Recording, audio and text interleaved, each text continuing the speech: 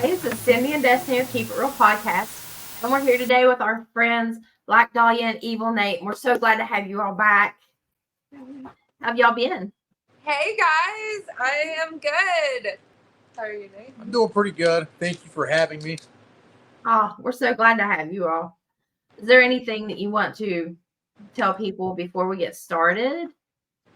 We are officially day shifters now. Yay! Yeah, but I'm not quite used to it yet. Boo. I am. I'm good with it. I do enjoy it now. So. When did you last have Nathaniel on? We've never had him on until now with you. That's my first time. Really? Yeah. I thought you were on, No. and then I. No, it's my first time. But I was previously on. Yes. When was that? A couple of months ago. Yeah, but like was it January or was it like? I'm just trying to get a timestamp on it. I don't know when it was. I think it was in January. Was it like after the holidays? Okay. Yeah.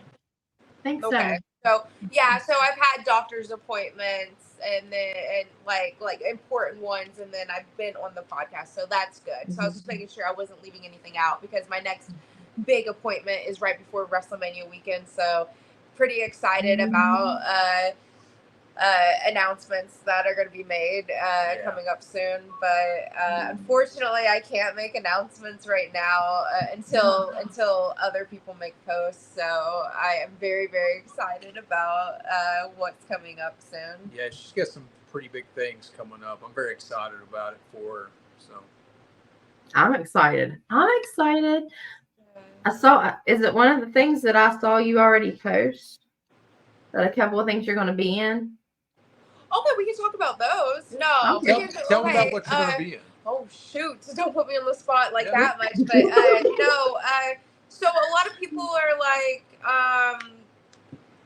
now that my physical health is allowing me to, I work a full-time job right now, you know, like a lot of people that are ill like me or ill with other sicknesses normally live off the government. No shame to that, and normally they don't work a full-time job, but now that I've rehabbed my body where I do work my full-time job, where now I am bodybuilding, and then now my doctor is monitoring my in-ring training and my pain level. So now that I'm able to do these things, and I'm like, okay, I'm dipping my toe back into professional wrestling. I am a professional wrestler. This is what I want to do. This is what I want to be. I also was an actor. So some things I can announce right now are 2 film projects that I'm going to be in this year. One will be on Tubi, which Nathaniel is a part of as well, Wrestle Masker 2. Yeah. And I basically play a goth hottie that's streaming her OnlyFans, and she runs off to the woods to hang out with her boyfriend like one would. So hopefully I survive. And then another role that I was just casted in. I don't know too much of it. I haven't read the script, but I believe it's like, is it vampires in a Western or something? I think it's something like that. It's from a filmmaker down in Kentucky. He's done some other stuff. I can't think of the name of stuff, but he's made a pretty decent name for himself and pumps out some really cool things. But she's got a pretty cool opportunity in the film that he's directing. I think he might have wrote it too. I think he does the whole shebang. So. Yeah. So the cool thing is, guys, like a lot of people don't know, but for the past like nearly 7 years of my injury, I've had people in my DMs. I've had people making offers from, hey, come into this company and valet this name that we have. Yeah. And it's like, no, you know. But she would get these offers too back when she was just a valet. Like the people would reach out to her. I mean, one time somebody reached out to her, like, this is 2013. Somebody was like, hey, do you want to be an extra in a Rob Zombie music video? Yeah, and I was like, hey, you should go do that. She's like, no, I'm not going to do that. I was like, you should do that. Well, I have really bad anxiety. Everyone sees Dahlia, but they forget I'm just Paige. Yeah. And she gets like the most wild, unique opportunities. Yeah, so Because she's wild and unique. Yeah, I know. Well, She is. I for 7 years I've been turning down, like, I mean, I've had people in other countries want me to come and wrestle, and it's like I can't yet. Ballet, I can't yet. And then movies, films, and now that I'm getting healthier mentally and physically, it's like maybe I should start dipping my toe into things, you know. Which she is. And so that's what I'm kind of doing right now. Yeah, as you can see with like her progress, which is really cool, as we found out what she had with CRPS because we went so long without knowing what she actually had. And then right around that exact same time where we were finding out what she had, she started, we got back, I did a booking out in Arizona. I went out there and wrestled. We drove straight out there. I wrestled, drove straight back, wild. And then she goes from that. She goes to New York City where she's at the Wrestling Universe store headlining with Alicia Fox. And then the next day she's in New Jersey at Wrestle Bash 2. There's Haku, WWE legend setting right there. There's Enzo Amore, the real one, whatever he's called. He's over here. You have D'Lo Brown, badass Billy Gunn, and she's there and she's not just at these cons either. Like she's selling just as much as people that are on TV. Like she's so. And the thing is, and it's amazing. To be fair, I don't know why. I don't know how. And to be fair, also, no one would ever believe this, so I have him film everything. Oh, yeah. I make sure I document everything. Well, we learned a long time ago because when you go from so we work our day jobs and then you go and you do this stuff on the weekends, and you guys know because you're around the business. I know you're training and stuff. You're in the ring, and even with what you've done so far up to this point in the business. You do that, and then you go from doing that, and then the next day you're at work or you're with some of your friends, and it's like it's a really weird to go from that adrenaline rush to that. And so then you'll run into people that are like, yeah, right, oh, okay, and it's like, oh, well, just 1 second, and then I pull the phone out, I'm like, check this out. I have had people say, you didn't train under Rikishi, and it's like, yeah, I have. And then other people will be like, well, it was for a seminar. And they're like, no. It was for a minute. Yeah. And then it got to, it was just for 2 months, and then you left. No, here's the footage, here's the receipts, here's the timestamps, and quite literally the receipts from school's payments. Yeah. And I was there for just under a year. Yeah, because it's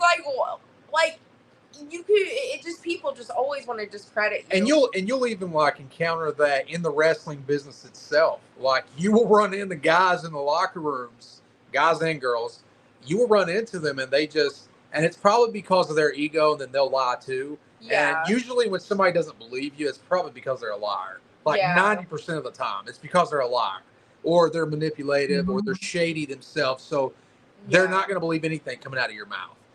And so then document everything. Yeah, I don't care photos, what it is. Take videos. Especially right now, when your career is starting, so you're in the beginning of it, everything. Because there's stuff that I started in 2009 when I was 19. And I have a lot of stuff documented, but I don't have everything documented. And so now I'm 33. I document everything. And each year I keep getting more and more. And because at the end of the day, whether I do anything with this or not, whatever age I make it to before I pass away, it's like, oh, dude, I got all these memories and stuff I can look back on and say, hey, I did that. That's cool. Yeah, it's good for your mental health and your personal, for your personal life. Plus content. All the content we create. I throw it all up on my YouTube channel. Her doing her stuff with Alicia Fox when she did the Monster Mash in Marietta, Ohio. She's there with Michael Berryman from The Hills Have Eyes, Miko Hughes from Pet Cemetery. Can we talk about the irony of, so I'm announced that I'm getting back into the wrestling business as a wrestler. Haven't wrestled my first match yet, and my smart ass self debuts at the Wrestling Universe store. Yeah. So then I announced I'm gonna be in this movie. Yep. Hasn't even been filmed or released yet. And then I go and I do a signing at this horror con next to these legends, and I'm just like, what the fuck's wrong with me? Yeah, it's awesome. It's like, how am I getting booked? It's like, what the fuck? It's awesome. It's definitely cool to see. So yeah. So moral of the story is like, now that like, for my mental health, I'm thinking about taking 1 or 2 bookings this spring, probably around like April. Yeah. Like I've had a couple people reach out, and I'm weighing out different options because I don't want to be overzealous. And for my mental health, my doctor thinks that I need to be around locker rooms and not have anxiety attacks, because you guys got to think, CRPS wrestling. That's what did this. Wrestling made me handicapped for the rest of my life. Wrestling put me in all this pain. So it's like it's a love-hate. Yep. There's a lot of PTSD there. So my doctor's like, start being around in locker rooms again, which is very difficult for me. Yeah. And then maybe even the ballet 1 or 2 shows. So that's what I'm trying to work to do. Hopefully come like maybe April or something. And then as I'm behind the scenes, as you guys firsthand witnessed, going to start training and getting ring rust off. I'm hoping that I can put my body into remission enough to full-time wrestle and get cleared to actively take bookings. So instead of just doing these like big signings, I'm going to do the shows that are attached to them. And that's awesome. I want to tell you, when you said you don't know why it keeps happening, people coming to your table, I was like, it's obvious. I mean, your personality, you're gorgeous. I mean, anybody would be drawn to you. No. Yeah, I tell her this all the time. She doesn't listen. I'm proud of you. Because I told, if it just happened one time, I would say, okay, it was a fluke, but it keeps happening. And like, that's what she'll use logic. But when it comes to this stuff, when it's about herself and it's good, she never uses logic. And I'm like, I just feel like I'm just an average person, and I feel like where I'm handicapped now, it does make me feel less than, and I suffer severe body dysmorphia. So it's one of those things where I can never, because of my past traumas with past relationships with family members and boyfriends, it's one of those things where I can't accept a compliment. So she does have a hard time with that, but I keep pointing it out to her. I'm like, listen, you just have it. I mean, that's a fact, because even me, and I'm pretty humble, but I know how good I am in the ring, and I'm not the next coming as far as like the next Eddie Guerrero or anything like that. I'm not. But I can cut a promo, and I know how to work a match. Yeah, but your with promos are really good, well, and your matches are good. Well, thank you. But with all that being said, I don't have that type of factor to where I can go and do what she does right now. And I get it sometimes, it can be different men and women. And I completely understand. Trust me, it's I get it. I know why. But also, too, if I was probably a little more jacked, looking like an Alex Hammerstone or somebody like that, or like a John Cena like 10 years ago, I'd have a little more of that pizzazz. But like her right now, just in the stages that she's in, she's already got that pizzazz. And that's what I tell her all the time. Like, you can't buy it, you can't sell it, you can't steal it, you can't borrow it. You either have it or you don't, and she's got it. And I tell her that all the time. So I appreciate that. She absolutely does. Yep. I mean, I appreciate you gassing me up like that, guys. I just want to prove that I'm an athlete. I want to prove that I am a wrestler. You will. You are a wrestler. But you are a wrestler. You haven't had any matches on shows yet, but you've trained. I mean, she's trained under Rikishi. She's trained under Funaki. Bobby Blaze has mentored her. She's worked. I mean, she did valeting for years up until she started training. And then I trained for years. Yeah, and then she trained for years. And, our coach, Keish, he got her out in front of everybody. He's like, you're a wrestler. You came out of here. You lived out of your car.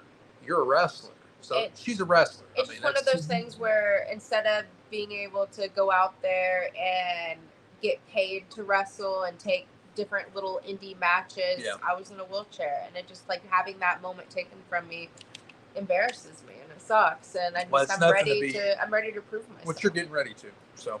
Yes, you are. Yes, you are. You know how many people that would have just a normal injury would just be like, I'm done. Yeah. There's been several that have done that. You know, they don't want to take a chance and do it, and you're pushing through this. I don't know. It's one of those things where I never considered giving up. I never considered, you can call it pure ignorance or stubbornness, but I sacrificed so much for wrestling. I shit in a cup for wrestling, you know, like that's personal, and I'm very vindictive about that. And I talk about it, obviously. It traumatized me. It's like, I shit in a cup. I'm a wrestler, damn it. And it's like, have you ever shit in a cup, kid?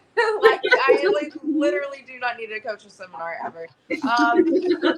So I made so many sacrifices for wrestling just to be put in a wheelchair. And it's like, oh, no. And then getting out of that wheelchair and accepting that I was in chronic pain, I was like, okay, fuck it, whatever. And then having all these surgeries that were supposed to fix me and never did. And then finally being diagnosed with this sickness and realizing what this means and what it is. It just is a bigger purpose. It's more than my ego. It's more than my stubbornness. It's more than my pride. It's more than my dream now. It's destiny. Well, you just got to do it. Yeah. That's it. So. Yeah, and you're doing it. You're doing it. It's weird. It's weird. It's like I am the black sheep in my family, so this should not be a Hallmark story, but it is. So I mean, Hot Topic version of Hallmark.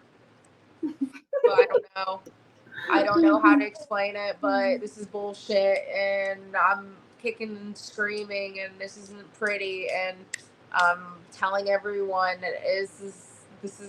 Yeah, you know, when you see these inspirational movies, it's like, oh, this is so cool and inspiring, and it's like, this is a real life story that you would go and watch, and I'm screaming, and I'm like with fucked up hair going, like, and it's like, this is your inspiration. It's not pretty. Real life is not pretty, and I'm showing and exposing how raw fighting this disease is, and how if I can survive, perhaps others can, and then give hope to follow your dreams, even with a disability, with absolutely a handicap. Absolutely. I mean, you give me inspiration to me to go to the gym and get out of bed in the morning. You know? Oh, wow, yeah. Yeah, I mean, I'm not even kidding, because I was talking to Destiny the other day, and I was like, oh, my back's hurt. And then I was like, I saw your all's post, said sexy gym time, and I went, you can go. I'm going to get my butt up, stop whining about my sore back, and That's go. Awesome. Oh, no, your pain is your truth, and listen to your body. My illness is something that's just with me, and I have to push through it. It's not going to hurt. I mean, it hurts, but the pain I feel is not actually doing damage to my body. Yeah. So I feel it. I feel like someone's stabbing me, but no one actually is stabbing me. My flesh and bones fine. But so I have to push through that, but you listen to your pain and manage your pain. Oh, yeah. But my pain is something a Tylenol can fix. You know, it's nothing major, you know, and we need to, that's what I was saying, your inspiration to push through that sometimes, because if you just let a little pain stop you from doing something, then you're not going to get anywhere. Yeah. Right. I'm not trying to sound like a superhero. I just, my doctor told me the word is desensitization, or becoming desensitized. Yeah. I'm learning. I'm educating myself. Like, this is raw. This is real. Oh, yeah. This is happening in real time. And basically, I built a callus, and I've organically tried to put myself into readmission without even knowing what kind of sickness I had.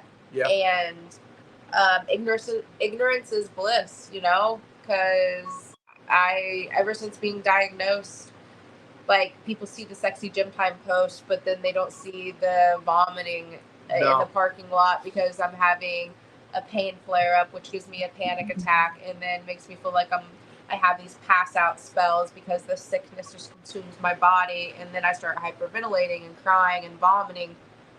But then it's sexy gym time, and everyone thinks I'm some kind of cool person for working out in pain, because they'll see the smile and the pan up and the weight loss, and they're like, oh, that's so cool. But I'm sick, and it was so hard to do that. Yep. Yeah, a lot of people, which, I mean, how can you know? Yeah. Because we don't post on our timelines, on our Facebooks or our Instagrams or our Twitters. We don't really go into our personal lives. Like, we share everything, but we don't. You know what I mean? Right. Like, you do get a lot of, like, what we do, but you get a lot of the gimmick, but then you get a lot of our personal life with my illness, but then you still just don't even but even with that, so you'll get some of her personal life with her illness, but you won't be exposed to what she's actually going through, like when she took that hot photo, or when she made this post, or when she took this cute photo of herself. Like, the things that happen in between that, we don't expose that, because it's, the mental health aspect of it. Because mental health is a very real thing, and over the course of the past, I guess, 10 years, I have really, because I used to not believe in that sort of thing, and I was like, whatever, and I was just shut off. But now, it's because I do my own stuff, but you would never know that, because I don't post about it at all. I post about horror and Texas Chainsaw, my wrestling, and when we check into the gym, and me flexing. I think that's like everything I post. We post our happiness and what we want to push to the public on. I have a lot of people that are in pain that look up to me. I have a lot of people that are battling mental health, whether they have CRPS or whether they have other illnesses, or whether they just battle just mental health issues. And I don't want to let people down with my struggle, so I share my truth as much as I can, but it is very hard being sick. It is so hard. I don't speak of my personal life too much, but I had someone in my personal life just recently not believe in CRPS and ignore that I was sick. It's very triggering. It is. And we won't air that stuff out. Like, if we're going through drama in some point of our life, we won't air that stuff out, just because, I don't know, we're that's just not our shtick. It's not our thing. Right. We're not into the drama. Like, you have to really, really, really get to a certain spot for us to even make a post. Like, if you threaten any form of my mental health, physical health, or my well-being and my finance, you have to cross the line for us to even make a post about you. Oh, that's facts.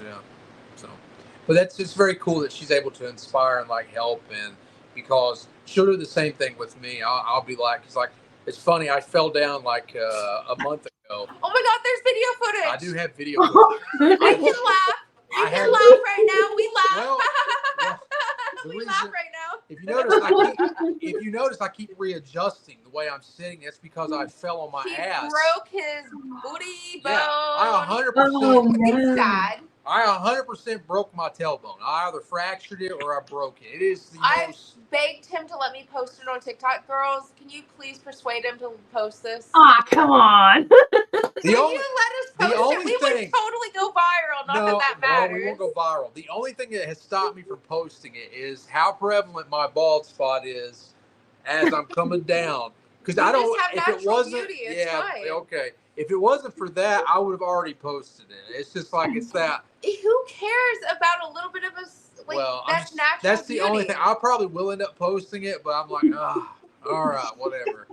But yeah, I was taking our two little dogs out, and I hit the ice and bam. Nathaniel put out before the storm or after the storm, whichever. I put salt out. We put salt out, and we don't want our little babies to step in the salt. I didn't want them to get their paws in the salt, so I go out, I pick them up. So he's like a hero. No, and I take the first step.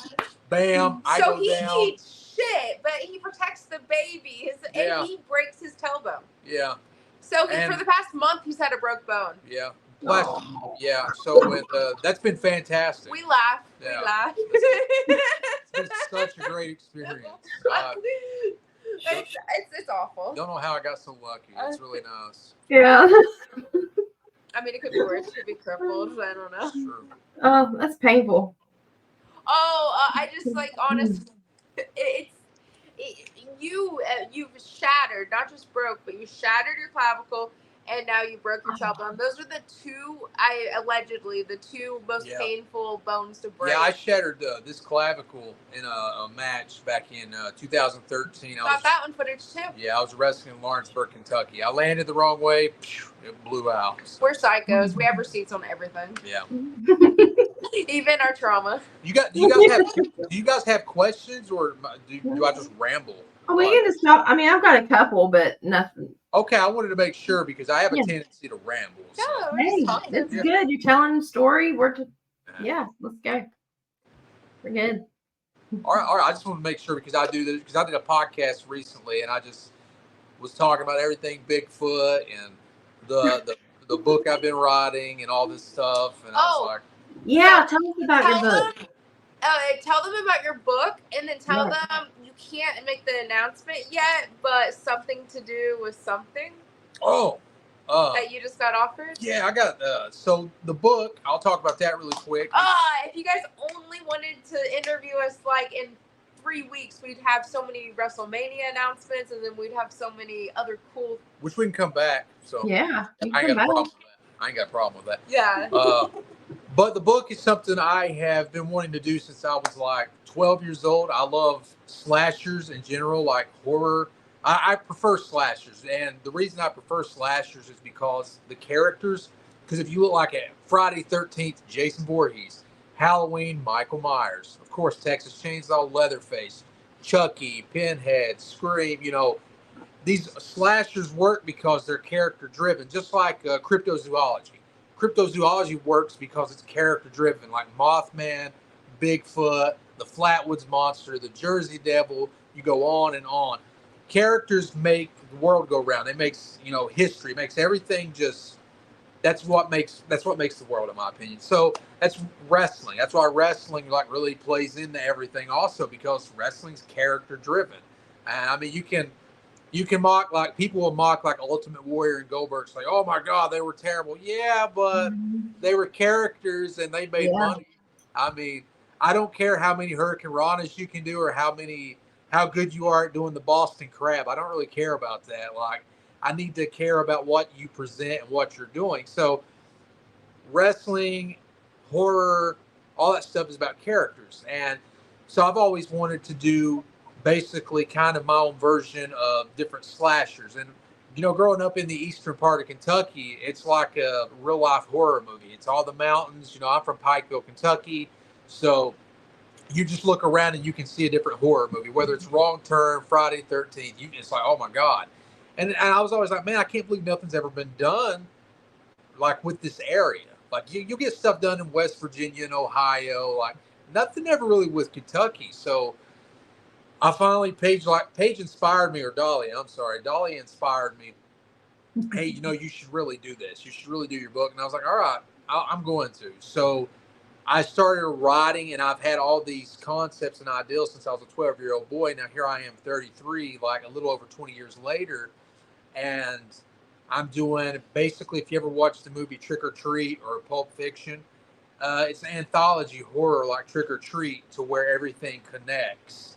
And it's all these stories taking place in eastern Kentucky with all these different serial killers that are characters. Oh, wow.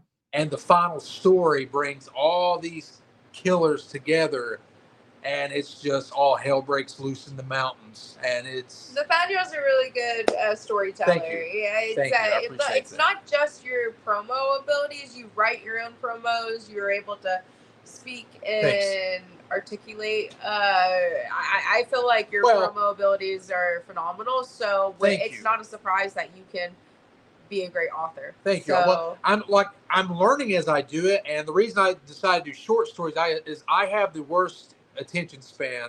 Like I have ADD. You do have ADHD yes, or something. I have ADD, ADHD, whatever you call it, and it's like I can't. I was like, okay, I can't sit down and write like a book about one story. I said, and I got all these, stories running through my head. I was like, fuck it, I'm gonna do short stories.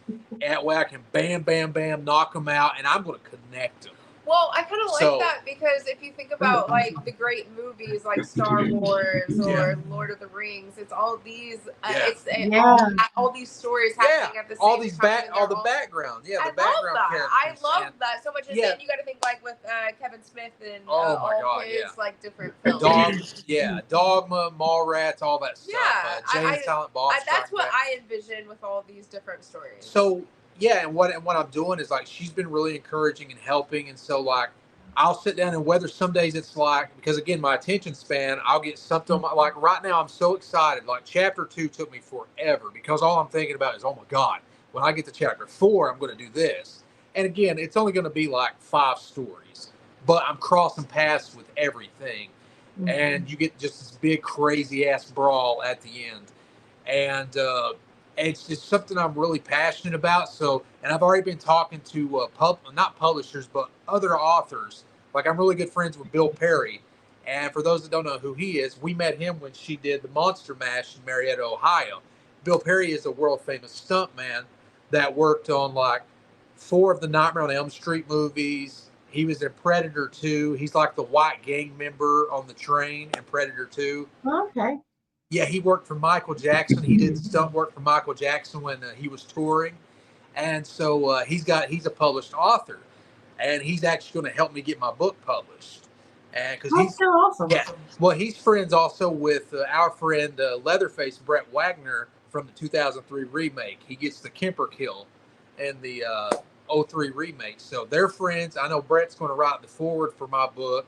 So there's a lot of exciting things that are going to happen in October that are about to be announced. Oh yeah, this October is going to be going to be huge. Ridiculous. There's going to be something related to the people we just mentioned, certain things in Kentucky, certain things in October, certain announcements are going to happen soon for October. Yeah. And it's not just for certain signings or appearances. Oh no, it's that bigger stuff. But also something bigger. Yeah, because what I can say is I will be at Scarefest this year in Lexington, Kentucky, like I've been the past 3 years. We both have, because R.A. Mihailoff, who played Leatherface in Chainsaw 3, he's used our chainsaw for his photo op in Lexington, Kentucky the last 3 years. Aww.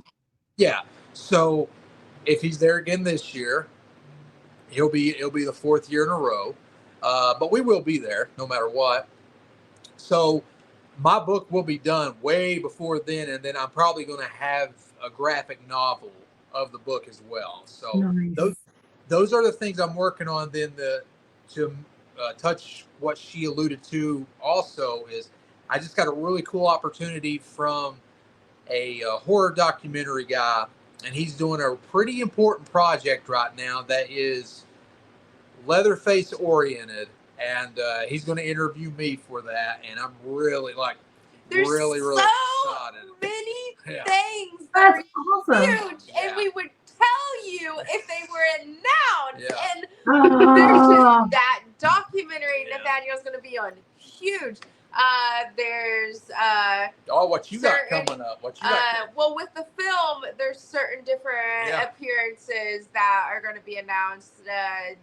Big cons. And then, we got some big cons we're doing. And then the huge one involved with wrestling, but also in October. And then also my doctor hopefully releasing me to fully actively start wrestling at these shows. So then I can be on these shows that like these amazing cons. It's all like, so it's so funny because like right now it's all just kind of a slow mixing thing, like you're mixing the batter to the cake. And that's kind of what's going on with us right now. Like we got so many, whatever you call it, like in the fire. What was it called? So many irons in the fire. That's it. We got so many irons in the fire. Why would you act like I would even fucking know that figured you analogy? would. No, that's like fucking do I look country to you? No, it sounds like What a the medieval. fuck? That's like a medieval thing. Like it's That you're, sounds like you're you love with- Lord of the Rings. I love Lord of the Rings, but I don't know. Like that's like a medieval. that's thing. hillbilly shit. All right, okay, whatever. I don't give a shit, but No, I'm just no saying. prejudice. I'm just saying, like, as if I know it, like, fucking cold. I Like, what did figured you say? So, what did you irons- say? irons in What the the fuck fire. does even irons mean? Okay, we Irons, have like, irons. okay, Mr. Fucking. You know, like, you got like different irons. Like no, what is iron, Nathaniel? What is an iron? you know the iron pitchfork. You know, Oh, you the got different pitchfork. irons. It's not a pitchfork. It's the thing you stir the coal. Stoke. Yeah, you yeah. You stoke the Yeah, fire. yeah. Okay. Ever heard that before? No. All right. But yeah, it's a fucking exciting year. Like, It's gonna be so cool. Yeah. It's such a blessing. I do wish I was not crippled, but whatever. But then also, like, it's been a slow build because, like, somebody asked her yesterday, like, how do you guys do the things that you're doing? And Make like, jokes like I just did. I have to make jokes about being handicapped. well, That's how I stay sane. not that. No, like, how do you guys get to like just like right now we're nobodies. Oh, but yeah. we're at a like especially her. She's like at a really good level right now. She has a lot of notoriety. I'm a nobody. She's not crazy famous, but people know who she. They know who she is, you know. And again, like we already touched base on, she's doing all these cons and all these autograph signings. So they were asking like, how do we get to like that? It's one of those things of like, you just got to keep pushing. Like you can't. It's like going to the gym or something like that. You have to. It's the repetition. You can't just unless you're like Kurt Angle or Brock Lesnar, who were prodigies when they got in the ring. You can't just become an overnight success. You got to like keep pushing. And you're going to have ups, you're going to have downs, you're going to fail a lot. Because trust me, we both have failed a ton. Yeah. And we'll fail more, but that's what it's been a lot of just coming into this year, like the minor things that we have going on, which are a lot of big deals for us. Like from all the cons that we got coming up that she's going to be booked on, the movie project she's doing, me putting this book together, and just the opportunities that come with. A lot of it's like our wrestling gimmick attracts a lot of different people too, with what we do with because people love like Cody Hawk, the guy that trained. He trained LA Knight, he trained Sami Callihan, and he trained John Moxley. So three of the biggest names, especially LA Knight. Cody gave me an opportunity, and he's good friends with both of us. He gave me an opportunity in Hamilton, Ohio, when they were still running. He was like, man. He said, what do you want to be, like babyface or heel when you come here? And I was like, well, I mean, I'm used to playing heel. He's like, yeah, but when people go to a haunted house, they come for the chainsaw. And I was like, well, you know what? I guess you're right about that. And he was right. So, because like 90% of the places I go to, I'm babyface with a chainsaw. Which is a surprise. Yeah. And also to cap on the Cody Hawk thing, he's an amazing person. He's yeah. so kind. Cool. He's very Such cool. a humble and nice person. He's the one doing the micro wrestling right now that's on Discovery. Yeah. He's involved with them. He's the trainer. So he tours with them. So if you take a look right now, this one guy. He deserves that. Oh my God. Yeah, he does. That. This one guy, he's on TV with the micro wrestling. He's got LA Knight on WWE TV that he trained. He's got John Moxley on AEW, and then Sami Callihan for years was in TNA. So that's how good like somebody like him is. He's everywhere. So to have him like give me like that stamp of approval and like be cool as hell with both of us. Mm-hmm. Yeah, it's just like I was saying, everybody comes for the chainsaw. So like our chainsaw, specifically the Excalibur, it attracts so many people. I mean, it's it's like a what? Nearly is it a 6 foot golden chainsaw? I think it's taller than you. Well, I mean, yeah, that's a given. I'm pretty short. It's taller than you, I think. Yeah. Yep. So yeah, Now, that's the one that you sent in the picture, right? Yeah. You holding? Yeah, Yep. that's huge. Yeah. Well, that's one of my favorite. That's one of the first horror movie I ever watched as a kid was Texas Chainsaw 3. So I'm like 5 years old. I watched it and stuff, and couldn't remember much about it. And then I revisited it when I was in my early teens. And when you see Leatherface get gifted this chainsaw, you're like, "Holy, oh my God, that's beautiful!" So fast forward to I'm in my early 20s, and I know there's guys out there that do. They're independent artists and they make chainsaws. They do replicas, just like all fandom. You'll find them. They'll make replicas of everything. And so in 2011, I was like, one day I'm gonna get that chainsaw. So fast forward. Talk about manifestation. Oh yeah, absolutely. I knew speak it into existence. Hell yeah, man! It's all about you. Whatever you want, if you just believe it, you're gonna get it. I mean, you just got to have that faith and like determination. Yep. I believed I would walk again. Absolutely, and you did. You got out of that wheelchair. You kicked ass. Like that. And that's the thing. That's the reason you'll wrestle. That's the reason everything you're gonna do this year is because you have manifested, you worked your ass off, and here you are. And it shows. I know it does. It's hard. Or I know it's hard, yeah. But the chainsaw, fast forward to during COVID, I was like, so we had rebranded ourselves because I used to do a rock star gimmick. I came out with a microphone stand. You should look up his old stuff under Nate Cross on YouTube. You'll love that. Yeah, I was like the rock and roll. Nate what? And Nate Cross. Yeah, Nate Cross. That was my old shtick. So I'd come out with a microphone stand. I'd cut all my promos. I'd have scarves wrapped around it like Steven Tyler. And I was always a heel as that. Like, I'd piss people off with that gimmick. Oh, it was so fun. But if I stayed at a place long enough, I'd work heel for so long. It was like the Steve Austin effect. Yeah, kind of like The Rock had. Okay. Yeah, they would turn me babyface. Because I'd have all my bullshit catchphrases, and I'd come out and just work the crowd, and I'd work. I'd put the work in. So we used to do that. We were like this rock star Hollywood couple. And then we started rebranding ourselves with the gimmick when we were out in L.A.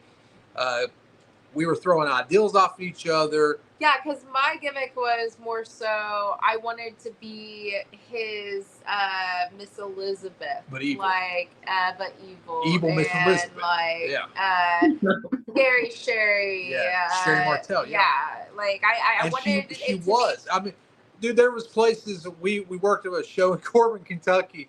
The crowd wouldn't let her talk on the microphone, and they started throwing quarters. Bullshit. Why'd you have to bring that up? They started throwing quarters at her. Okay, well, to be fair, awesome. there needs to be context. So, it was awesome. There needs to be context. And let's think. No, I said you said that they couldn't afford me, and then when we showed up, they threw shit at me, and it was great. It was so good, but the insulting part is every time you get on the mic, the crowd will stop and listen. Yeah. And I know how to, as an actor, I know how to work a crowd, and I know how to, if you're loud, silence, pace, and repeat, and follow the beat, and make sure that you don't talk over the crowd. Absolutely. Like, it can be like a little, absolutely. They wouldn't fucking shut the fuck up. They wouldn't even let me, like, just say anything. It's like, fuck me. Like, that's how much heat without even speaking. I was like, well, no promos for me. Yeah, she can get really good heat. It's pretty fun. I do nothing. I will walk out there. I will walk out there and people scream at me. Yeah, she was really good at that, and she is. So I hope you enjoy being a babyface, because the moment I'm actively wrestling, you're going to be a heel. Well, I think I do need to. I think I've done like everything I can as a babyface, like all over the country now at this point in the past 2 years. Because I always saw our gimmick where our gimmick is always couple oriented. I feel like it's like the Joker, Harley Quinn, something like that, multi-personality. Yeah. Oh yeah, something like that. And we would do this all the time, and then we rebranded ourselves, and we're living out of our car out in LA, and good times. It was so awesome. It was good. Yeah.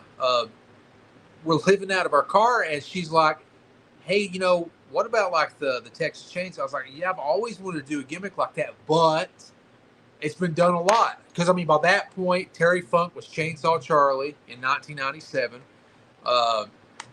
Corporal Kirshner he was Leatherface in Japan, the first one. Mhm. Then there's 2 other Leatherfaces that came after him. Then, of course, Memphis Wrestling, they did the Leatherface gimmick all the time with Jerry the King Lawler down there. Because he'd always be fighting the monsters like the Mummy, Frankenstein, Leatherface Freddy. They'd always do that in Memphis. So I knew it had been done. I was like, well, it's been done, but we can do something different. And Paige was like, or Dahlia was like, well, what about Leatherface, killing cryptids, wearing Sasquatch flesh, wearing alien? I was like, done. I said, that's what we'll do. And because then it's a cryptozoology gimmick has never been done before. no, I've never seen it done ever. Like nobody wearing like Sasquatch flesh, Mothman And this flesh. was 2016. Yeah, this is 2016 when we started coming up with this. And Wow. so, yeah, and I was like, okay, but here's the one thing that we can do to make this different. Anybody can come out with a chainsaw. You can go to Lowe's, you can go to Home Depot, whatever. You can buy a mask off Amazon. Yeah, you can buy a mask off Amazon, be Leatherface, There's nothing wrong with that. No, there's not. I said, but it's been done. I want to be a little different. So we found a guy down in Florida, Spellbound Effects and Art. Tony is his name. I don't know how to pronounce his last name. Otherwise, we're the first wrestlers to go through him. We were the first wrestlers to go through him. And I know several wrestlers after us went through him. So, and I told Tony, I was like, man, that's badass. I love bringing him Get all the work you can, baby. I don't care. So we went through him. He did our human flesh outfits. And then I hit him up and I was like, how you did the human flesh? Can you do extraterrestrial, like green alien? He was like, I think I can. I was like, all right, can you get us like a severed alien head also? He's like, I can do that. So he makes that for us. It turns out awesome. And I was like, hell yeah. Can you do Sasquatch? And he was like, let me think about it. He's like, I can do that. But you got to think this guy goes to Germany every year for their like Halloween fest. Yeah. And this guy's, he did some stuff, I think, for one of the Saw movies too, if I'm not mistaken. Yeah. So Tony's we really make sure good. we go through the best of the best, like you get with what you pay for. Our shirt design guys or all over AEW. Yeah, we use One Ortiz. He's Day of the Dead Designs. He's done like 80% of our shirt designs. He does everybody on AEW, NWA, TNA, even NXT. I think he's done some of their stuff. We use Brandon Day. He's a Kentucky guy. He's done some of our designs as well. With our gear, we went through Killa Custom Rockware. She's done everybody from Chris Jericho to the late Bray Wyatt. Even the guy off of it that does the music off AEW got your custom music. Before Mikey Ruckus started doing music for AEW, I actually got a custom theme song made by him, which is pretty badass. We always try to make sure that everything we do is what the pros are doing. Yeah, my boots I got made custom. From Mexico. She actually got them for me from down in Mexico. A guy named San Zahar, I think. He does everybody's. I'm talking Jericho, Cody Rhodes. He's done everybody's boots. And I was like, all right, that's what I'm doing. So we put all this together, and I was like, flashback to 2011. The Excalibur chainsaw from Texas Chainsaw 3, I was like, that's how we can be different, because ain't nobody going to be carrying that chainsaw out but me. So I was like, fuck it. And I got into my 401k, got the money out, and I found, because there's a couple of independent artists that do them, and I found one guy's really good. His name is Eric down in Mississippi. And I hit him up. He was like, yeah, it's going to be 2,000 plus. I was like, hell yeah, let's do that. I don't care. So we got it. It's authenticated by Leatherface. And then, of course, Leatherface used it, and he continues to use it. She took me down to Texas Chainsaw House in Texas for my birthday. We've been meaning to go back. Yeah, we're going back this year. I swear to God we are. And that was our second time being down there. So we took the chainsaw down there. So that photo you used of me with the chainsaw, that's at the house from the original Texas Chainsaw. Oh, wow. I thought it looked like it. They moved the location and made it a restaurant, but it is the actual house. Yeah. So they moved the location of the house to a place called Kingsland, Texas. And now new people bought it again, and it's called Hooper's now. So you can go down there and you can eat. It's like brunch. It's awesome. Yeah. And then like the attic, it was like a bar. You could go up there. They had a grandpa up there from part one and all that stuff. So it's, and then like an hour or 2 hours up the road from it is the gas station. So she took me to that also, and you can stay the night at the gas station. They got cabins. They have little cabins in the back, and then You can play the DVDs of the movies. They give you a selection of DVDs, and then it's spooky at night. Oh yeah, it is. And in the actual gas station, you can buy all kinds of memorabilia. And then they also have brisket. They have an actual roast, and they cook barbecue there. It's amazing. So for especially horror fans, but especially Texas Chainsaw fans, it's well worth it. So we took the chainsaw down there to both places. And it's extra fun when you can wrestle. Oh, like, hell you're yeah. like, oh, I'm wrestling. Might as well. Oh, no, shucks. We're driving by in Texas. Which is perfect because, I mean, we went down and there's a company called RCW that we've worked for down in San Antonio. Yeah, and then good company. TNA legend Hernandez. We're good friends with him. We went down. He's got his own company down out of, I think, are they out of Austin? I think they're out of Austin, and then of course Brandon's out of San Antonio. Yeah. So RCW was out of San Antonio, and they were out of Austin, and we had spent some time down in Texas anyway when we were training under Funaki, and we did a lot of work down there. So that was a lot of fun. And that's when we met Rikishi during that WrestleMania. So it's kind of like full circle it now. Was. Like where I was at my stage of training under Funaki, about to start training under Rikishi. I was at my first WrestleMania, working a show, helping set up rings, like in the parking lot, right there next to the stadium, watching, like seeing the big banners. Yeah, we were right beside the AT&T Stadium. It was 2016. I was like, damn. It was 2016, and I have some footage of it actually of us in the parking lot. That's true, yeah. Even though I just met Rikishi, like it's kind of like foreshadowing now in 2024, I am about to be in town at my second WrestleMania, and I can't wait to announce different things. Yeah, that's it's going to be so cool.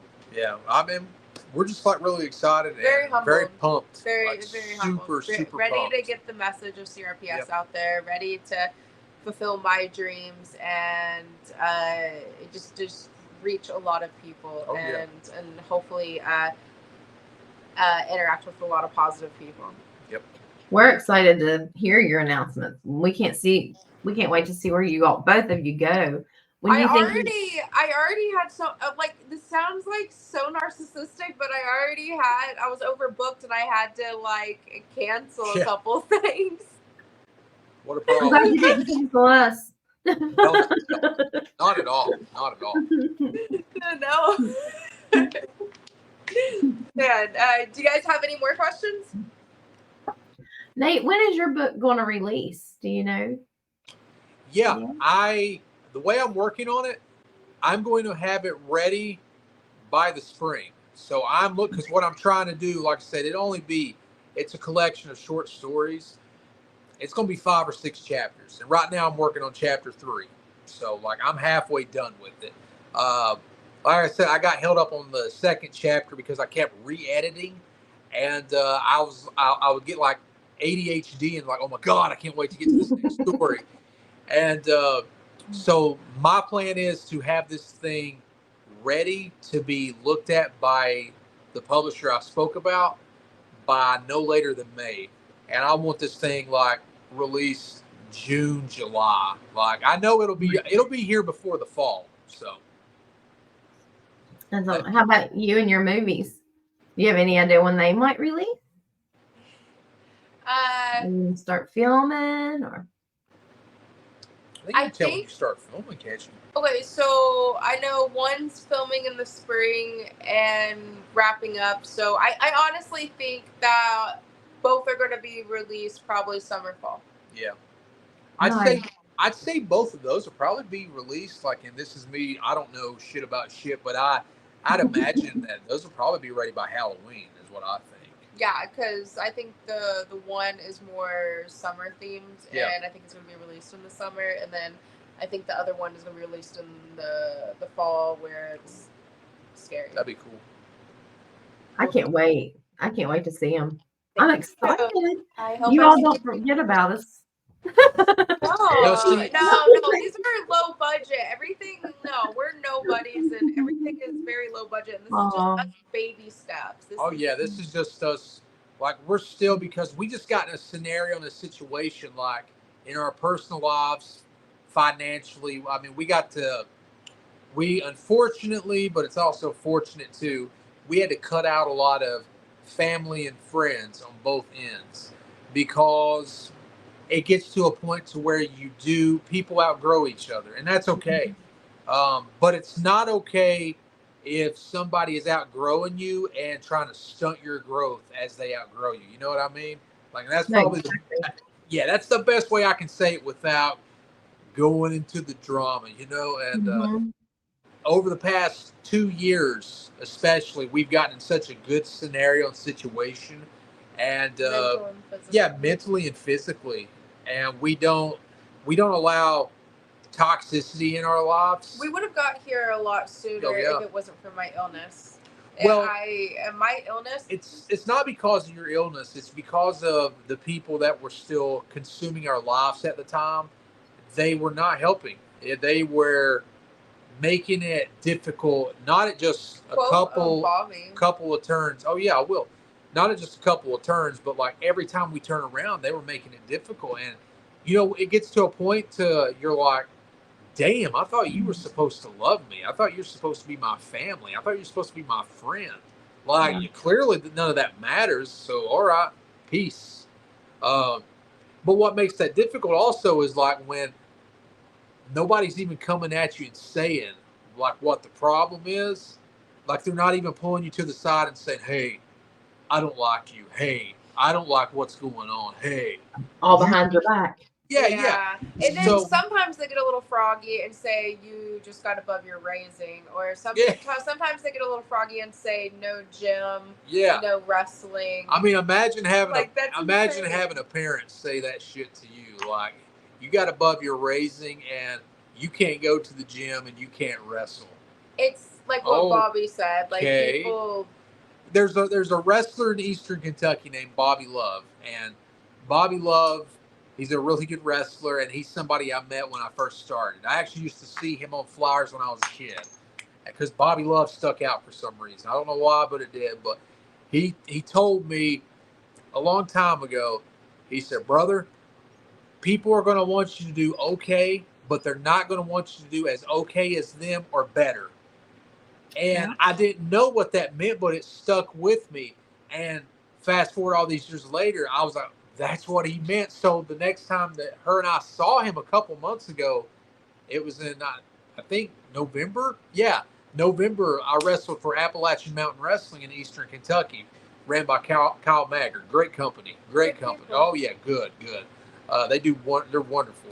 But I saw Bobby and I said, brother, I want you to know what you said, like, all those years ago. Damn, you were right. And he was like, brother, and he gave us a hug, said, hey, I love you guys. I'm always here. I'm proud of you too. And that was cool. That, like, just to have that moment of clarity. So that's where her and I realized family is not who you were born with or share the same blood with. You can choose who you want your family to be. So it's who proves their loyalty and wants the best for you. Because, like, her and I, my family. Yeah, she'll always be my family, no matter what.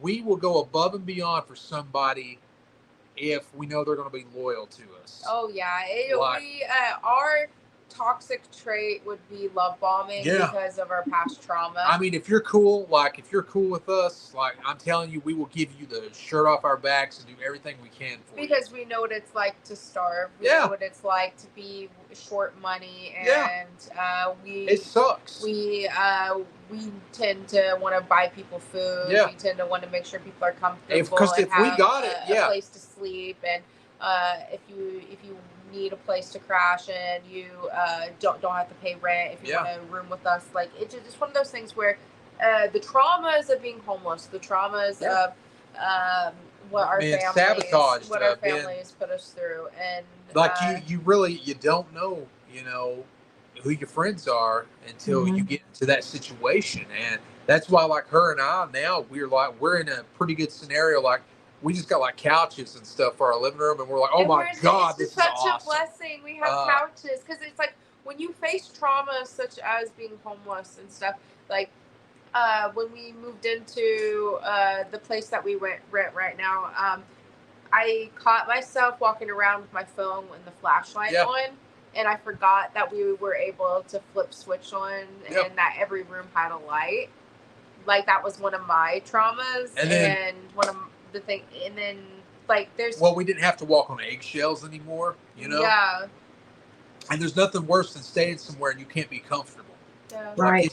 That's the worst feeling ever, and it's like I never experienced that. Having shit. access to a toilet when you have to go to the bathroom, having access. And then to when somebody food. that's supposed to be down with you and on your side are making you feel like a burden, it's like, fuck you. Like, really? So it taught, like, the stuff that her and I have endured together. It made our bond, our friendship stronger, and it also put us in a situation too. Like, if you'll notice, we almost trauma bonded. Yeah, we probably did. I mean, we probably did. Honestly, it's probably a lot of trauma bonding. But I mean, when you're in the fucking foxhole like that, you know what else can you do? And like, if you'll notice, like on my social media, I'm posting like all these action figures of like Leatherface, and like you'll see me post some shitty VHS and DVDs that I ordered off eBay. If people see that, they're like, "Oh, that's so cool, Nate has that," but you don't understand the mental health it took to think that we're allowed to have. Yeah, because I used to have this stuff, or some of this stuff, or things like this, and I'm telling you, for the better part of 10 years, I haven't been able to collect anything. I haven't been able to have anything. No, we've lived out of a suitcase, and you know, like we take accountability for the different things, but it's more so like it's intriguing when you're down how people want to keep you down. Yeah. And that's like the most hurtful thing, is because I never want to see anybody fail. I don't wish ill on anyone. I don't want to. If I knew someone was homeless, I would end that immediately. I'd help as much as I could. If I knew someone was exposed to the elements, I would end it immediately. If I knew someone was hungry, I would feed them immediately. Well, like her and I, like, we have it set up now. I tell wrestlers that I know from Arizona, I'm like, listen, you guys come out here, you ain't got to worry about like paying us money. You can stay as long as you're out here. What time you're doing your bookings? I ain't going to. So we got the extra room. I promise you, I'll show you. We'll have food here and everything, because I know what that's like, and it sucks. I mean, it does. It sucks ass to, like I said, feel like a burden, you know. So and that's why you all continually keep getting blessed, is because you see where you were and see other people that way, and you're paying it forward. Yeah, you're literally helping people out of the fire that you came out of.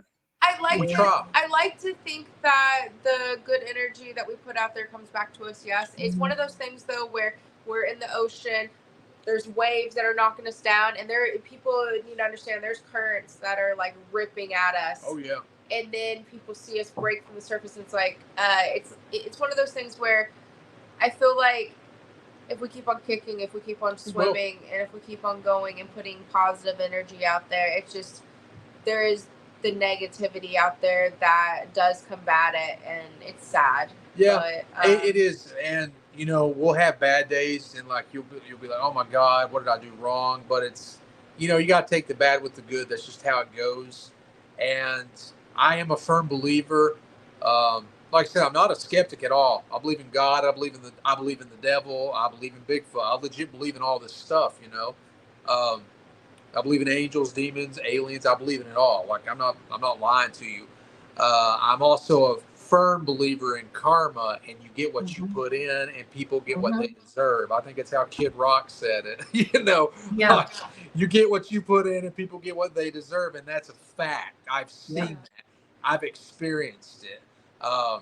If you're shitty, you might have a 1,000 days of fantastic good luck, but I promise you, the bad stuff you've done is going to come back and get you. Yeah. Like, it just, that's how it is. And it's the same thing with good stuff too. So just, I feel like I do believe in destiny, and I do believe, like, I'm not trying to like huff my own farts here or whatever, but I do believe in fate. And there was a moment in time when I chose to be a wrestler, and I had a premonition, and I was in a desert, and I've never really, only you know the story. So I was surrounded by my ancestors, and when I chose to be a wrestler, they said, you'll burn. And if I choose this, it'll be okay. But I'll burn. Yeah. And CRPS burns. We burn. That's all it is. 24/7. CRPS all 24/7 burning. It's one of those things where at the same time I went to the Gypsy, actually right before I got involved with wrestling, and when she, whether you believe in it or not, when she said, which I've told this story before, but she read my palm. Yep. And it was actually right there in Eastern Kentucky, and she. And you check her out, Gypsy Moon Fortune Telling. Yeah, she's phenomenal. I reach out to her yearly, and Fortune Telling. That's it. I pronounced that wrong. Gypsy I don't know her Moon name. Fortune Telling. Gypsy Moon Fortune Telling. Okay. I said telling. Telling. It's time to go to bed. Yeah, I'm getting too tired. My hillbilly accent gets extremely thick when I'm too tired, hungry. Like every time I've got to monitor it all day, because if I'm too hungry, too angry, too tired, I start to sound like Boomhauer off King of the Hill.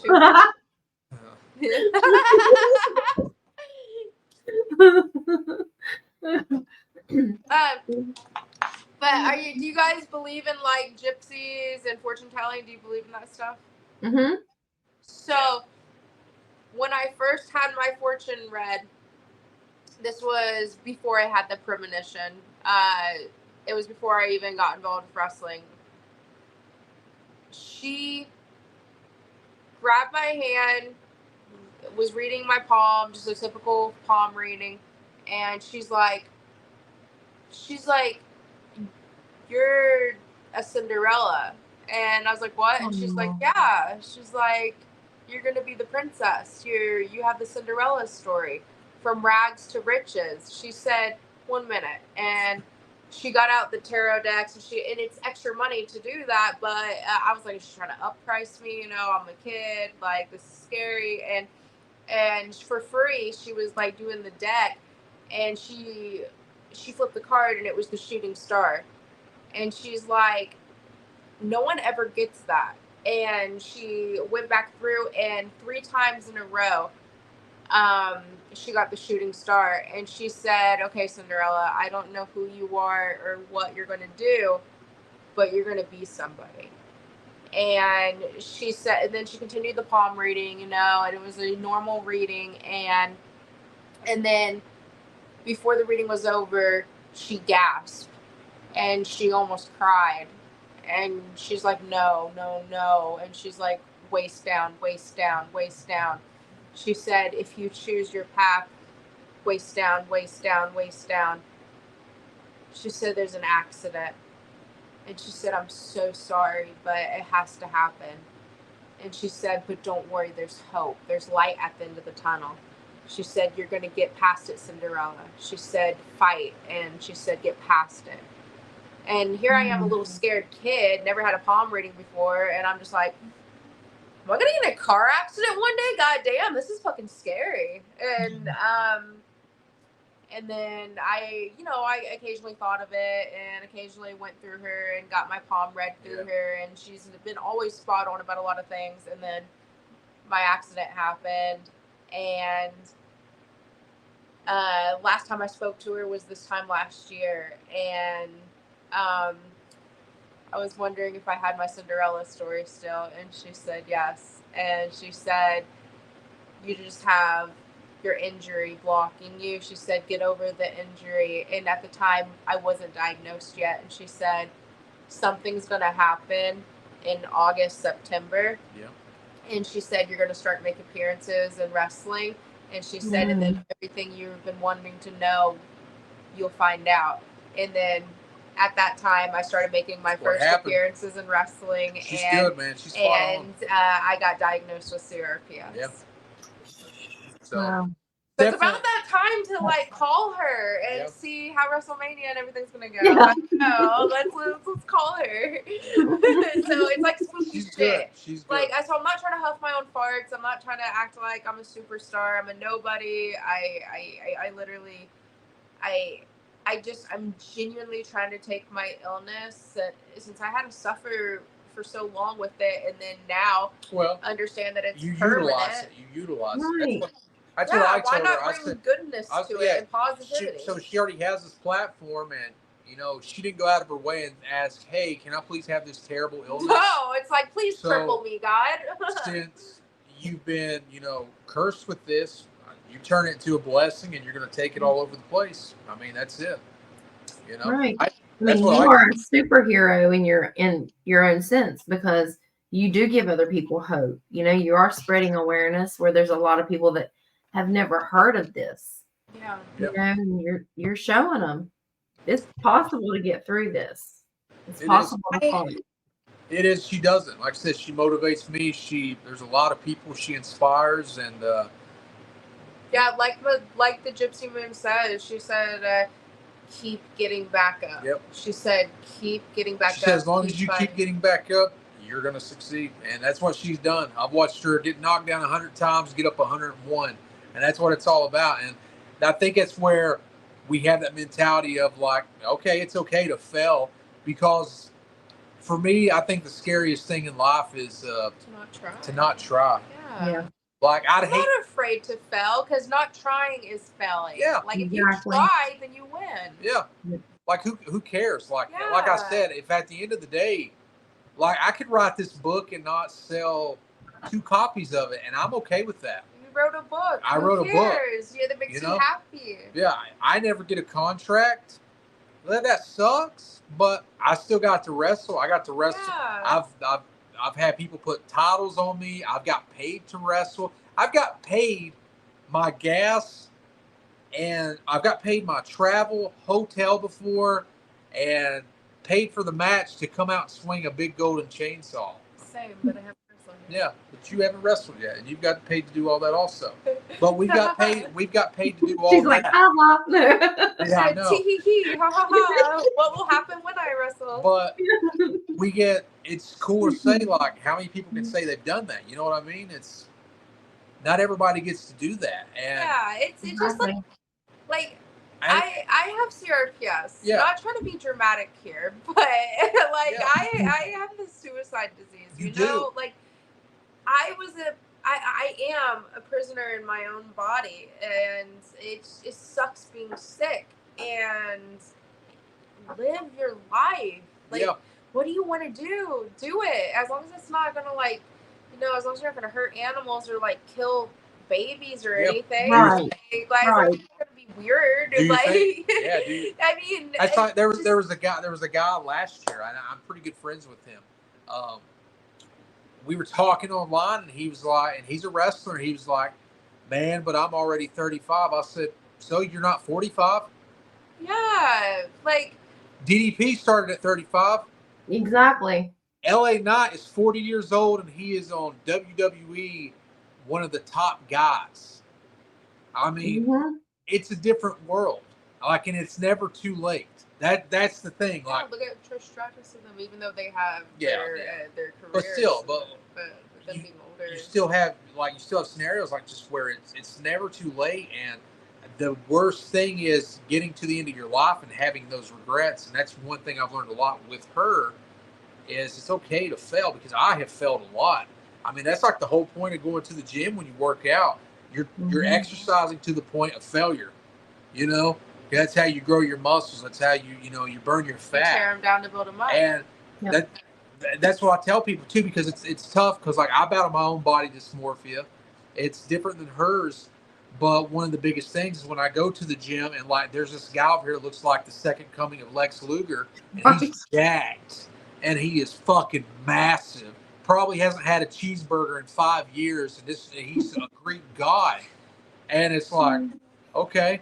And so but that guy's not worried about me. That guy's focused on himself. And that's what you have to do, because it's never going to be somebody that looks like that that's going to ever judge you for being in the gym. No. It's never going to be. It's never the people that are not going to the yeah, gym that are. It's the people that are afraid to fail. Because I promise you, that jack dude, he's failed. That's the reason he's standing there jacked as all hell. As of now, I've never been body shamed by someone that's in shape. By an athlete. Like I've never been made fun of by anybody that's jacked or in shape or cut up. It's always been somebody. People project. Yeah, somebody projecting their insecurities about themselves onto others. I feel like speaking things into existence, though, is very important. Oh, if you want it, if you want to be an actor, be an actor. Manifestation. It's all about manifestation. It is. Like, you say it in the mirror every day. Say it when you wake up. Say it when you go to bed. What do you want to do? Because I wanted to walk again. And she did. I did. And I wanted to be able to stand for long periods of time and work of honest living and work a full-time job. I do. I wanted to do that and then go to the gym, and I did. Yep. I wanted to go to the gym and lose the weight I put on. I lost 100 pounds. Yep. Mm-hmm. I wanted to figure out why I was in pain, and I did. Yep. You know, like, and now I want to wrestle, and now I am. You will. Speak it into existence and be a good person. Like, you don't have to be Mother Teresa. No. We're all fucking human. Apologize. Know your toxicity. Speak your truth. Know your mistakes. Because I have my own flaws. Trust me. I'm a narcissist. I am. I'm a self-centered. He's a Gemini. Yeah, I'm a two-faced Gemini. Like, I know my flaws. Like, I do, and that's okay. Because I promise you this: I'm that narcissist that will sit down and I'll be like, yeah. I'm narcissistic. Yeah, I'm two-faced. But also, a narcissist would never admit that they're truly. That's because I've learned, though. Like, I still have narcissistic qualities. I still have self-centered and egotistical traits. They're still there. But I'm aware of them, and I fix them, and I work on them. I fail, but then I get back up. I'm like, okay, don't act that way.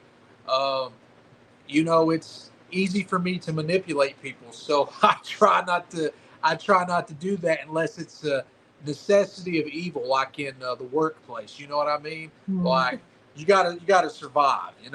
That's like the best way I can say it. Like, it's when people are fucking with you and they're playing checkers. I'm gonna play chess. Okay, let's play chess. Yeah, I'll play chess. I'm gonna win. You can leave me alone, or you can lose. Like, that's. But then again, we're workers. We're workers, though. Like, you can't outwork a worker. It's like, oh, fuck you for coming at me. I'm gonna fucking win. So, I'm aware of, like, this stuff, like what my character flaws are as a human, but I try to be better every day, and it's okay when I fail. The thing is just trying to be better, and I think that's one thing she's taught me. She was teaching me that before CRPS when I didn't want to hear it. And I'm a Pisces. She is.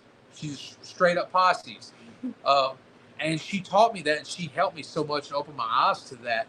And failure's okay because that's living. We fail. I mean, I've never believed in failure, though. I believed in learning. Just live life. It's learning. You go and live life, and then you never fail. Like, just live. You want to be in a movie, be in a movie. And then someone will be like, well, was it an Academy Award winning?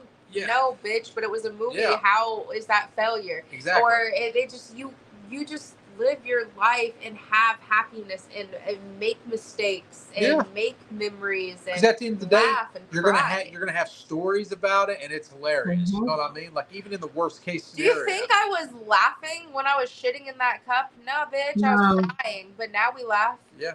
And it makes us for great stories when we're on these podcasts. Yeah. Or when we're talking to people. Do you think it was fun sleeping out of your vehicle in the daytime? It was fucking a nightmare. Awful. We had sun poisoning every day. We couldn't run our vehicle the whole time, and then our air conditioning wasn't working. It was hot in the daytime. It wasn't just, I could sleep in my vehicle. Well, at nighttime, cool. Yeah. We're in the middle of LA in a city in the daytime, and it's hot. Sucks. It was awful. But it was the experience, and it all can. You can do that for fun. You can always circle it back to wrestling. I've botched in matches. I've botched in my training, but that's just the name of the game. You just get up and you continue. And that's what I've learned. Like, you learn from all of your mistakes, and it's okay. And some people, the ones that are going to make fun of you for making mistakes, those are the most insecure people you're ever going to meet. Have you guys ever seen that meme of that fat, ugly guy sitting there judging Miss America, saying her nose is too big? Yeah, you ever seen that? He's like his big couch potato. Okay, one, wrestling fans. Yeah. Two. Yeah. Yes. Yes. Yeah. It's like people project way too much. You know, it's like you're sitting there with Joe Schmo, and he's watching MMA, and he's like, I could have knocked that guy. And it's like, brother. Well, it's just like when some people say, like, come on. When people ignore my resume, my credentials, and then even ignore my illness of CRPS, people have been actually rude and say, why am I getting booked at these conventions instead of other the X, Y, and Z? These girls that are grinding, like, why don't they get booked? And it's like, okay, get booked then. Yeah, it's like, I don't know, why aren't they getting booked? Why aren't you? Go on. There's a reason they're not. Yeah, I know. And it's like, imagine I can, without wrestling my first match, I can get booked on that. And I'm not trying to be narcissistic, but imagine I haven't even wrestled yet and I can get booked. So imagine what's going to happen when I actually am actively wrestling. That's what I tell everybody. What do you think I'm going to get booked and do when I... That's what I tell everybody about her. It's like, man, I'm out there wrestling right now and I can't even get booked on what she's getting booked on. Like, there's no way. Like, I'm not going to have a line like she does to come up and see her. Can I say something that's so presumptuous, but also it's so silly to even say, but like, I'm such a smart ass. Like, I feel like my debut match needs to be like an AEW dark, just to piss people off. That would be pretty funny. I don't know, just to piss off the haters and be like, leave me alone. At the route that you're going, they're jealous. Yeah, that's all it is. I'm crippled. That's what wrestling breeds. That you'll see that. I mean, just in the time that you guys have been around, I'm sure you've already encountered it. You know, showbiz, baby. Because it breeds this business, sport, industry. It breeds paranoia. It breeds insecurities, jealousy, vindictiveness, if that's even a word.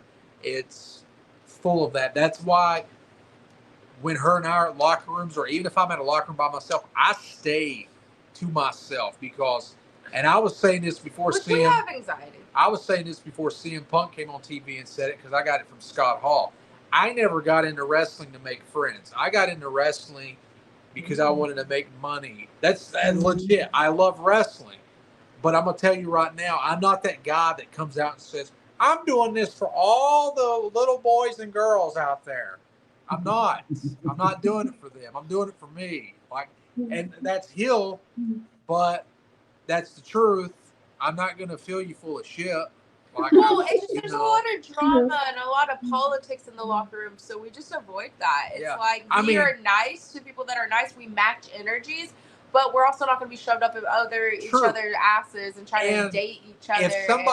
If somebody out there in the crowd can be inspired and dig what I do, I think that's awesome. Yeah. Like, hell yeah, I'll high five you, dude. Let's take a photo. Thank you. You know, that's so cool.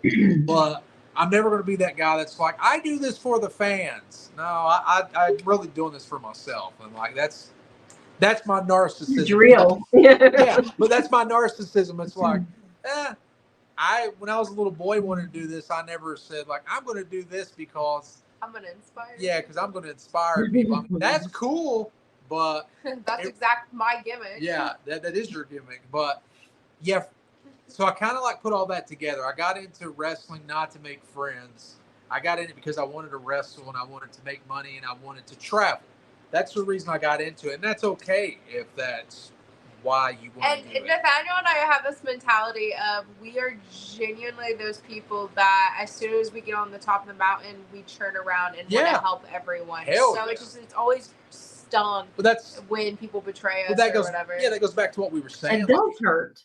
Yeah. And it's like, I would have been so loyal to you. I would have been so good to you. We had a friend, a new friend that we had got into our life just last year, and it took 3 months. And I was like, we gave him the world. We bombed him Christmas gifts, and he was sabotaged. He was very narcissistic. He was a worse narcissist than me, like the bad kind. So he was just, I was like, all right, dude, see ya. We keep our Cut 'em circle out. small, not out of egos or not out of No. rudeness. We just are out of like just protection. That's it. You have to, because it's a dog eat dog world, and like Yes, it is. I can rephrase it. I can paraphrase it, rephrase it a million times. It's just My family is Nathaniel and these two little boys right Yeah. here.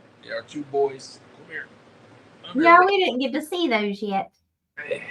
Aww. William. Hi, Pupper. I just woke him up. He's like, get fucked. Yeah. He's beautiful. I'm a poodle. Aww. All right, you go back to sleep, okay? Winston is sandbagging me. Here, get him up. Oh, This is Winston. No, I can't get him up. That's him. Get him. And then now he's down. Yeah. He's we like, don't body shame, but Those are our little dudes, but that's our family, you know, and that's my family. yeah. And that's just, and we've learned a lot of that just through wrestling. And like I said, I'm sure you guys have encountered stuff just from your time you've been around it, from watching it, and now I see that you guys are involved. I know you're training, and you've had matches now, haven't you? I had like my first like spot. It wasn't a full on match, but Yeah. part of a match. Yeah. Tell us about Awesome. How was that? It was fun. It was very nerve wracking. it. But Did you shit your pants? she asked you a question. what did you say? Did you shit your pants? No, I would have. Go on. I do all the time. Yeah, we wear diapers. Yeah. So continue. So I mean I'm a heel. So Okay. I came out there. I was supposed to fight Sarah Bubbles. And I came out there and started talking crap, saying there's not going to be a match. And then she came out there mad and stuff, and we did a little. She stomped her. Yeah. She stomped her, rolled out of the ring, and then she got kicked. And yeah. Nice. Okay. How so was it? how did it feel? Yeah. What went through your mind when you were doing it? It adrenaline. Like Yeah. I was like shaking the whole time, but it was very exciting. And then Yeah. when you came down from the high, how did you feel? Very emotional, if that makes sense. Nice. Have you done anything else since?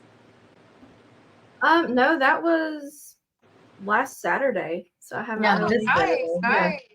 Is there Yeah. something you're looking forward to?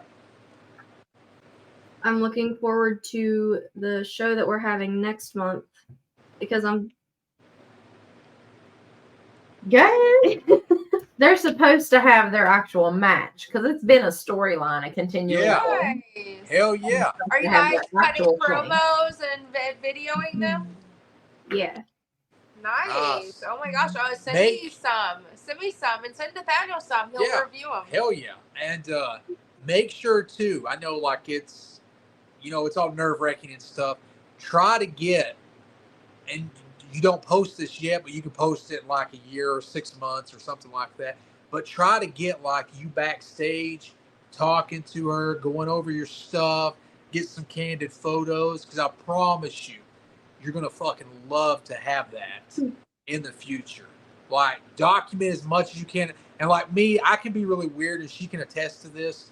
Like there's been a lot of times to where I'm like, oh God, I don't want to get a camera out or video or something. You get anxiety and also I the do. old school way. And I mean, you Yeah. got involved in like what, 08? Oh no. 09, Yeah. and then I got involved in 2011. Yeah. So the old school mentality was you weren't allowed to be a mark in the locker room and you weren't alled to get photos or anything, Stupid. That's which the was dumbest dumb. shit. So we do ever. have social anxiety, and then we do have that old guard mentality, brainwash in our minds. But then, especially with social anxiety, Yeah. but I do force you to get She the does. photos, She the does. videos. Because Like even when it's you came back from a match and you had a broken nose and you were all bloody, she and got the photo. I was like, "Are you okay?" And you're like, "Yeah," and I'm like, "Okay." And She then I got the started photo. filming Yep. and started taking photos. That's great. Like I I got got you. this black and white photo. My nose broke like that. Oh.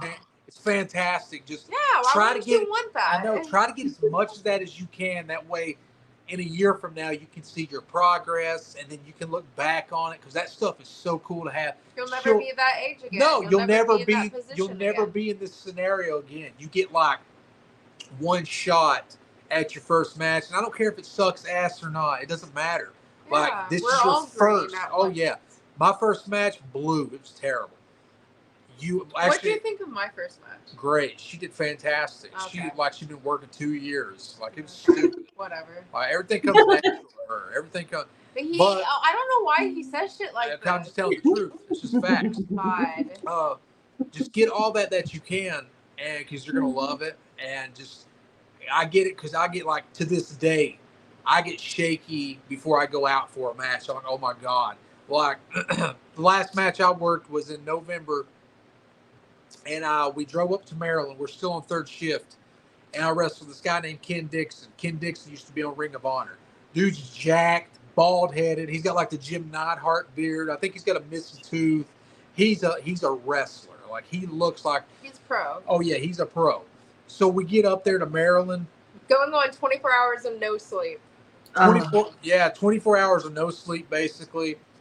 They got an athletic commission up there. Oh my god. So I'm 30 minutes late, and they can't start the show till I get there. We didn't know that. I've never wrestled at this company or wrestled in Maryland before, so this is the first time any of these people are meeting me. We felt like assholes. Oh, I felt like an asshole. I get there, they rush me in. They take my vitals. I sign their paper. The promoter pays for my Maryland license. And then the show got to start. And I was like, because I was late, they said, yeah, we couldn't start the show until you got licensed. I said, what the fuck? I said, why didn't you guys tell me this? And so then I go back, and he and I was like, brother, I apologize. Just oopsies, we're here. I was like, kick my ass when we get out there. So we go over our match and stuff. I come out through the curtain. My chainsaw catches the curtain, almost tears the entire locker room. Almost ripped down the entire locker room, and I'm out there signing autographs like idiots. I get to that fucking ring. It's time for me to do what everybody likes to see: swing the chainsaw. I swing it. You're gassed. I'm done. I'm done. Oh no! I still got to wrestle this motherfucker for 12 minutes, and this guy can go. Like this guy can wrestle. This guy does not get blown up. And I've been up for 24 hours. I feel like an asshole. So him and you have no energy. You haven't ate. Oh my god, I haven't ate. We go out there. We beat the hell out of each other. Thank God he carried me through the match. We get halfway through the match, and I'm just huffing and puffing, and I could not wait for that match to be over with. And I was like, man, this sucks because this was a good chance and opportunity. But now I look back you did great. I did fine for what it was, but now I look back, I laugh at it. It's a funny story, but that's what wrestling's about. You're gonna have my god knots like that. I didn't mean to scare you, but on the way to that show, we saw a search party. Oh yeah, it's weird. Yeah, they were like searching on the side of the highway. I assume for a missing person. It was like tons of cops. It's crazy. Oh. Yeah. So it's just like those stories and experiences. That's why, and like she's there documenting my stuff. So you're documenting mine. Like, and in what world are we in New York City signing autographs? That shouldn't be a thing. I mean, I'm a boy I grew up in the Hollow, or as they say, Holler. Holler. Yeah.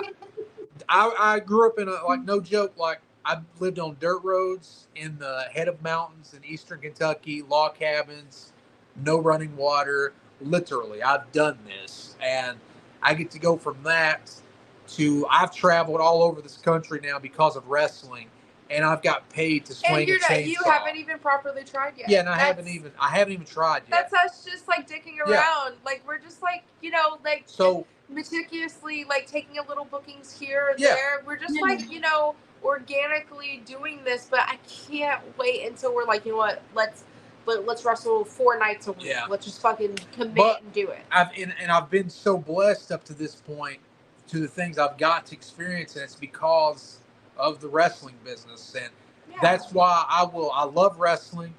I won't let wrestling use and abuse me because I've seen it do it to people. I will not let it do that to me. That's the reason I have the mentality that I have about it, because I've seen it. And that's why I go back to, I didn't get in this business to make friends, and you're not going to hear me go out and say, I do it all for you guys. I'm not going to do that, because I'm me when it comes to that. But because of wrestling, I got to meet her, have the greatest friendship I've ever had, actual legit family with me. And because of that, she afforded me, and wrestling afforded me we went to San Antonio, we went to Los Angeles. You got to live in all these cool cities. I've got to live in these cool cities. Train under legends. Train under guys that I had toys of as a kid, played video games of. I'm friends with Bobby Blaze. That's crazy. I'm friends with several of the Leatherfaces like that. 12-year-old me would lose his mind, because I was a 12-year-old morbidly obese kid that got picked on.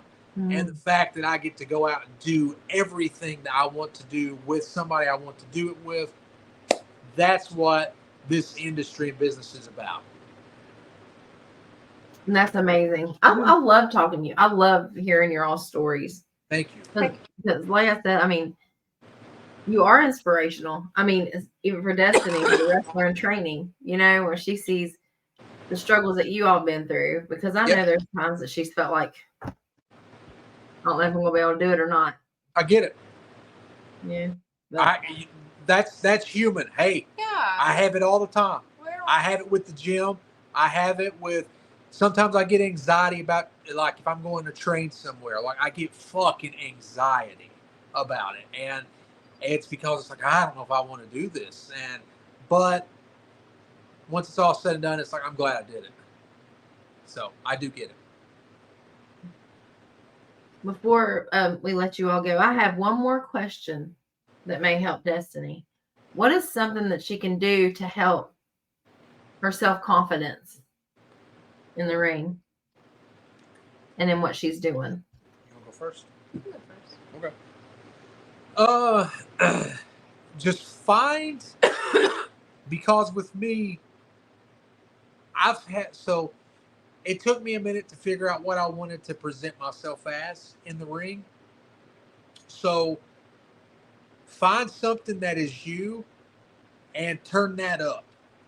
Whatever that is. Find that, because am I really out here murdering people? No, I'm not. I've never killed a Sasquatch, and I've never killed a human and skinned them. But allegedly. But I love that shit is me, and I love it. I love that I get to carry Leatherface's chainsaw out. I love I get to wear masks and wrestle. So find whatever it is you like in your personal life and attach that to your wrestling persona. I don't care what it is, you can make it work. And if you do that, you will find comfort in the ring. Because I'm someone that's, as I mentioned, I've struggled with my body image issues. It took me a long time to transition to wearing trunks. Like, I used to wear nothing but a singlet, and that's because I was very self-conscious about myself. And I still get insecure about myself. But if there's sometimes I can get very comfortable with myself, and being the persona that I have helps me with my adapting to my physical body inside the ring, because that's what it's all about. So I would find something that really drives you as a person, put that in the ring. I don't care what it is. And then find a wrestler that really intrigues you, man or woman, doesn't matter, and watch them, like from back in the day. If it's somebody from back in the day, or if it's somebody now, if you do those two things and like put them together, I think you can really feel comfortable when you're out there performing in front of people. Because the worst thing, and then I'll let Dahlia talk, is trying to be something that you don't enjoy doing, and something that, I don't want to say something that you're not.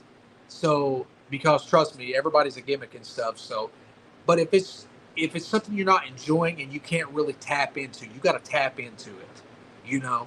It's like Undertaker being Undertaker. He's the only one that could have done that. And that's because he found something about that he was able to tap into. Steve Austin, they said that Steve Austin turned up to, 11. So those are the gimmicks that resonate with people. So find you and put that in the ring, and I think that'll help. It's good If advice. you got anything for that? I mean, I mean, that's pretty solid advice. I definitely agree with you about the whole gimmick. And, Yeah. I feel like if you stay close to the truth, it makes promos the best. Yeah. And you just gas it up and gimmick it up. I do agree with that, but also I feel like as a actor, I never understood stage fright because she never had it. I grew up in the theater. I mean, my first play was when I was an infant in a church. I've been in sports since the age of 2. I've always been in front of crowds, so it's really hard for me to discuss stage fright. But now that I've been crippled, and now that I have anxiety and depression, and now that I get panic attacks being in public, it's going to be very intriguing to experience the process of me valeting, let alone being in locker rooms, and then let alone being in the ring, and then also my body imploding, gaining 100 pounds, then losing 100 pounds, and then now trying to gain muscle and get fit. What is my body dysmorphia? So there, to give you advice, I need to practice what I preach. So I'm gonna try personally to tap back into the old school theater me, and the best way to do it is to get lost into the performance. A lot of people get lost into the spots, and it's like they get caught up into the spots. And I love high flyers, and I love the performance and the athleticism of them, and I know there's a spot for them on the card, but I don't think everyone needs to do it. With that being said, everyone's trying to do it, and everyone becomes spot monkeys, and they get caught in the next spot, and you get panicked and anxiety, and then you can shit the bed, and then you botch, and then you panic about that botch, and then you just spiral and you keep on botching. So my advice is focus more so on the story and the performance and your storytelling and your gimmick, and get lost in the truth of what story you're telling. And then what stage fright?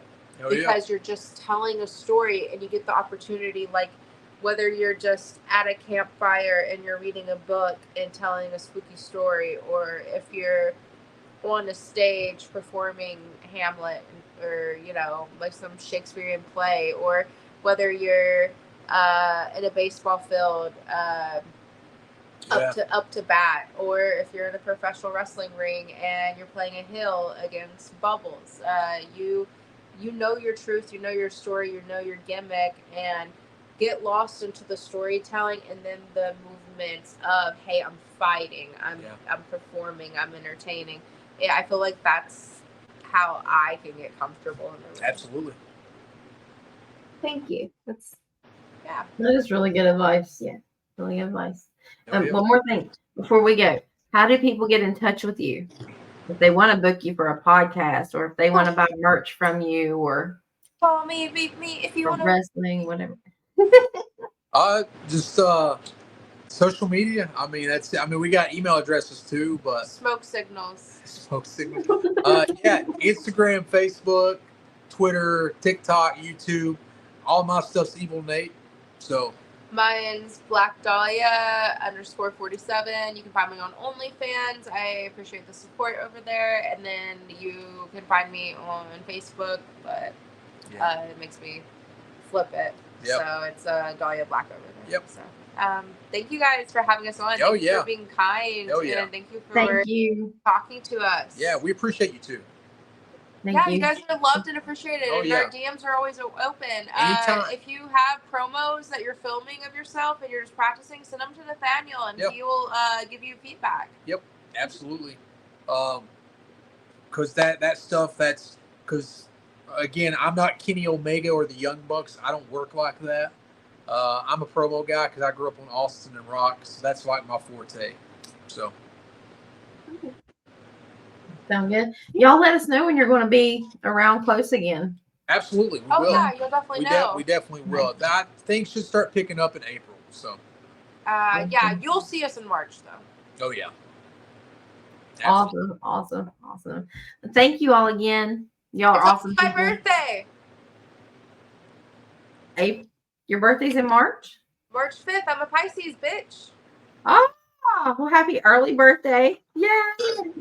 Oh, Have yeah. a shot. Do it again. There you go. All you. Okay, do it again. Do it again. Can you guys do it again or no? We didn't do it. We don't know who did it. Are we live?